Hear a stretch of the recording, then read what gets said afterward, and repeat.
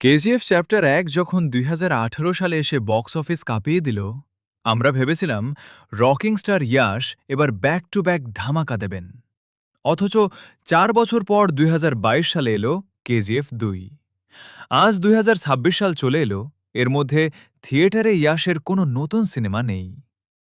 ১৯৮৬ সালে জন্ম নেওয়া ইয়াশের বর্তমান বয়স এখন ৪০ বছর, অর্থাৎ একজন অভিনেতার ক্যারিয়ারের সবচেয়ে গোল্ডেন, ম্যাচিওর আর এনার্জেটিক বয়সটা ৩২ থেকে ৪০ বছর কেটে গেল মাত্র একটা চরিত্রের পেছনে।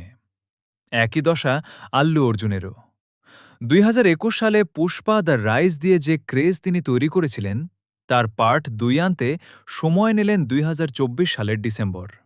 আর তার পরের সিনেমা ২০২৭ সালের আগে আসার কোনো সম্ভাবনাই নেই।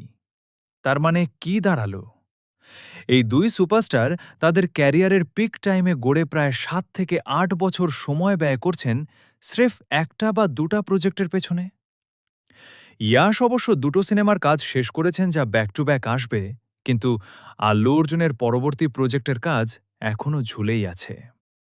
২০১৮ সালের রাশিয়া বিশ্বকাপের সময় যারা কেজিএফ দেখেছিল, তারা ২০২২ সালের কাতার বিশ্বকাপ দেখে এখন ২০২৬ সালের ফিফা বিশ্বকাপের দরজায় দাঁড়িয়ে আছে। অথচ ইয়াশের নতুন সিনেমা এখনও পর্দায় আসেনি।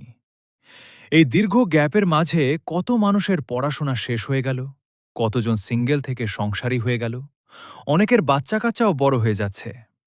একটা পুরো জেনারেশনের লাইফস্টাইল বদলে যাচ্ছে, অথচ তাদের প্রিয় নায়কের নতুন একটা সিনেমা রিলিজ হচ্ছে না।